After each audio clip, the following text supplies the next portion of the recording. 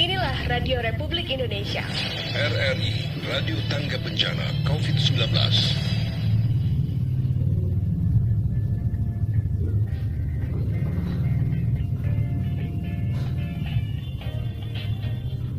Radio Tangga Bencana COVID-19.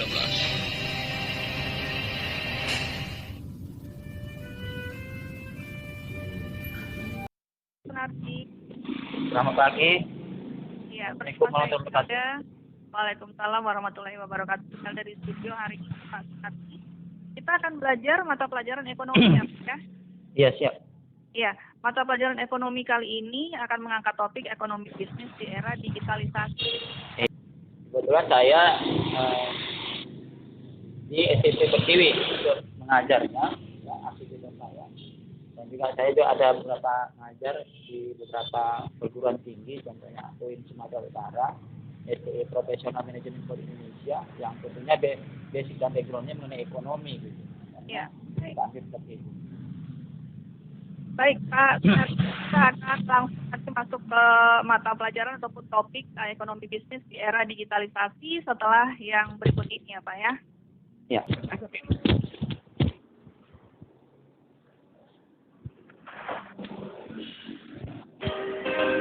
RRI, Radio Tangga Bencana COVID-19. Ya, adik-adik pelajar khususnya yang kelas 7 SMP tadi ya, ataupun yang di SMA bisa sudah siap-siap ya untuk mengikuti materi pelajaran ekonomi dengan bahasan ekonomi bisnis di era digitalisasi bersama Pak Sunardi Arahap, SPD MM. Ya, Pak Sunardi silakan. Ya, terima kasih kepada tim Radio RRI yang telah memberikan kesempatan kepada saya untuk berbagi ya, mengenai kaitan dengan ekonomi, yaitu bisnis di era digitalisasi. Tentunya kita ekonomi ini terkait tentunya sesuatu yang mungkin kita lakukan setiap harinya. Ya. Semua yang terkait dengannya aktivitas kita pasti berkaitan ekonomi. Dari kita mulai kita makan, ya, atau juga kita sampai kita berpergian, itu pasti berkaitan sama ekonomi. Artinya di semua aktivitas kita, di sehari-hari kita tentunya akan tidak jauh dengan kata ekonomi. Pasti mengeluarkan adanya yang namanya pengorbanan. Ekonomi ini tentunya mengidentifikasikan tentang bagaimana ada terdapat beberapa poin, tentunya dari sisi prinsip ekonomi. Di mana disinilah letak tadi prinsip ekonomi itu, ya, dengan modal yang sekecil-kecilnya menghasilkan keuntungan yang sebesar-besarnya. Nah, disinilah kita harus lebih pada mendalamkan bagaimana semua yang kita nilai dari ekonomi tadi itu untuk kita berpikir, gitu.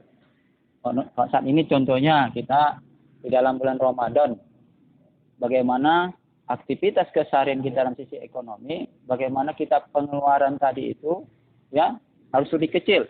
Karena pendapatan harus lebih besar, pengeluaran harus lebih kecil. Karena itu dari prinsip kita, sehari-hari kita. Tapi kok dari segi bisnisnya, bagaimana kita dengan modal yang sekecil-kecilnya menghasilkan keuntungan yang sebesar-besarnya. Tentunya kita, ibaratnya kita di dalam kita menjual produk, ya, tentunya kita bisa melakukan transaksi itu, ya, transaksi pembelian kita dengan awalnya kita modal kita pembuatan kita produk tadi dengan modalnya cuma 5.000, bagaimana kita bisa untung kita tadi dengan menghasilkan keuntungan yang sebesar-besarnya. Artinya disinilah makanya kita tadi itu kita untung ruginya dari mungkin harga dasar sampai pada tingkat pengoperasionalannya tadi itu ditotalkan hasil lebih tadi itu menjadikan keuntungan.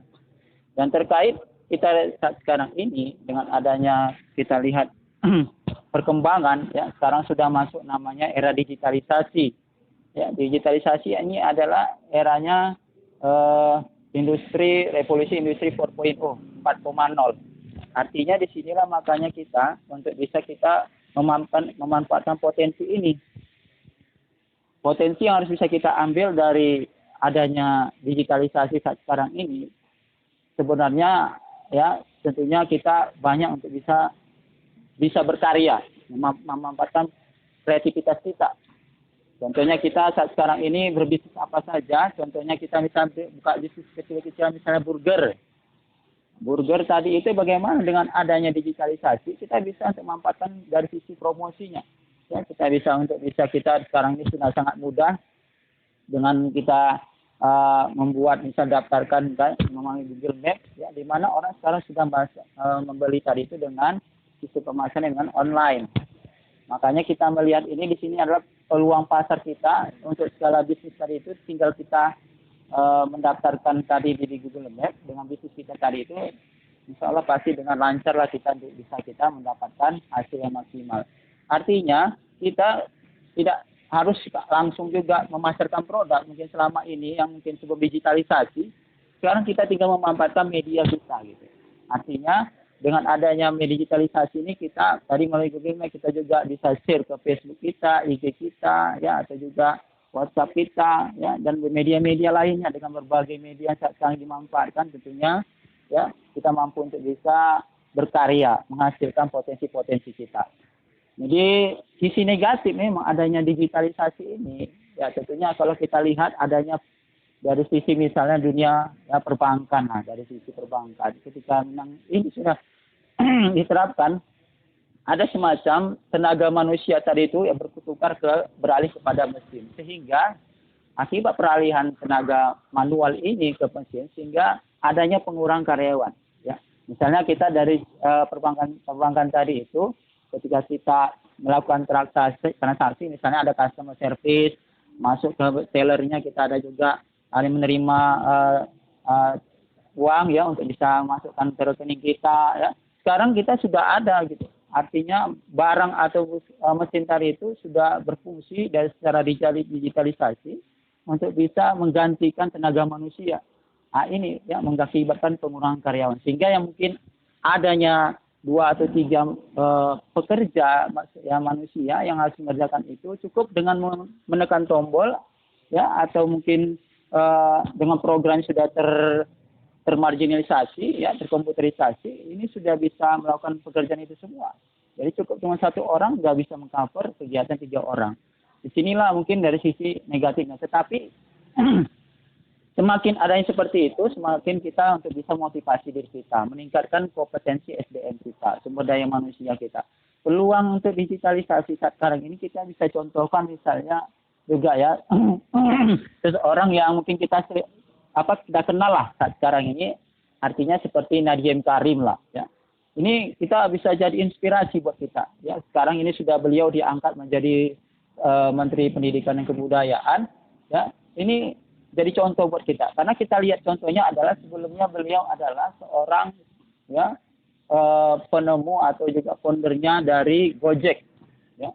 Bayangkan aplikasi Gojek itu beliau yang menemukan, yang buat. Nah, dari sisi paling tidak dia bagaimana ketika dia menemukan masalah terus munculkan ide-ide kreatif dia.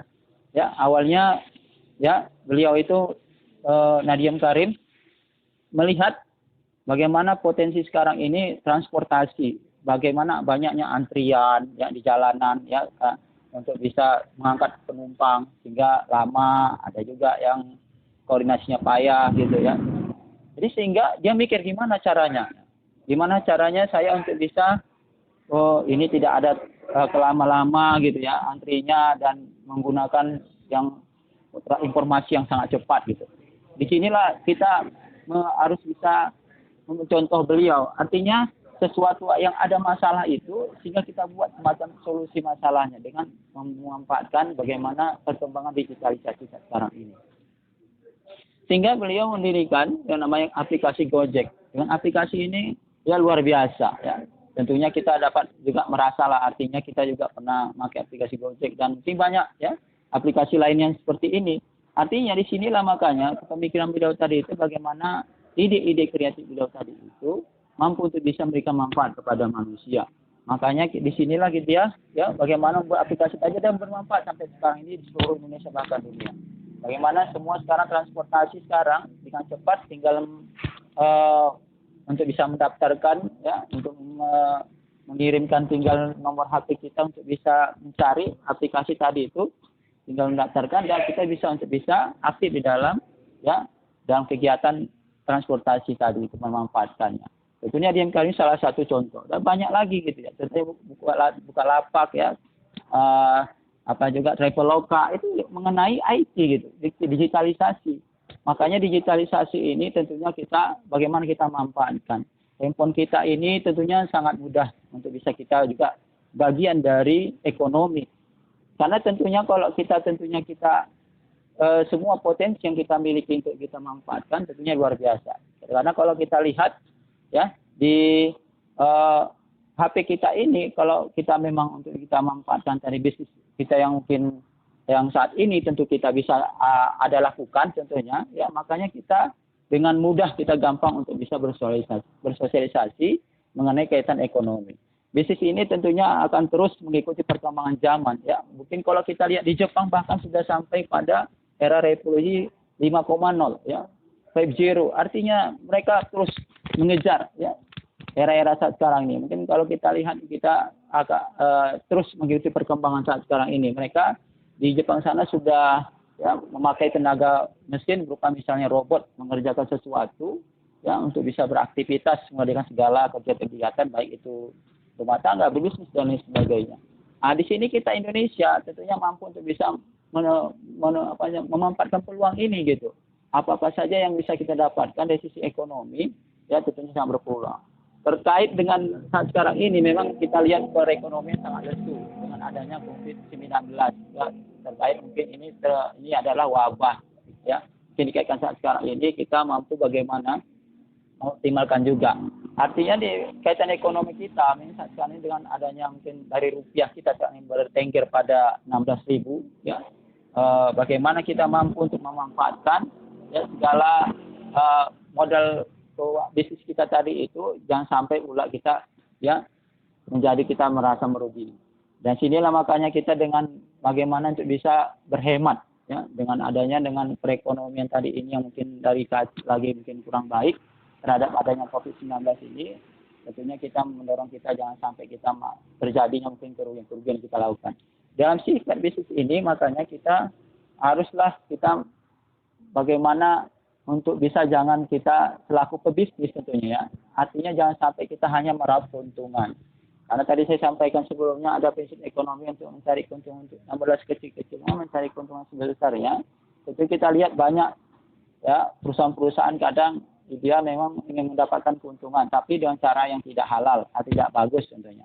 Dengan mungkin kita harus bisa menghimbau tentunya kepada para pemilik pebisnis juga ya misalnya sisi produk makanan maksudnya bagaimana jangan terjadinya mungkin hal-hal yang mungkin tidak kita inginkan misalnya dari sisi misalnya ya adanya mungkin narkoba ada beberapa makanan juga yang tergantung narkoba atau juga yang banyak-banyak juga pengawet ya ada juga macam-macam terkait juga yang mungkin yang sudah tidak layak yang sudah expired ya.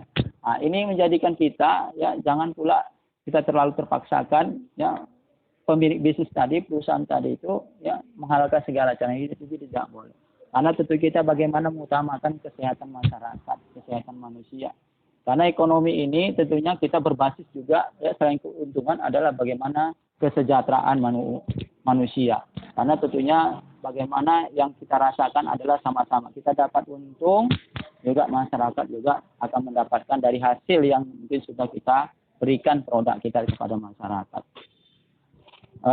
Baik, Pak. Itu. Ya, Pak Sunarji, sebelum dilanjutkan, saya ingin mengajak adik-adik pelajar yang mendengarkan acara belajar di RRI Medan hari ini, hari Senin 27 April 2020.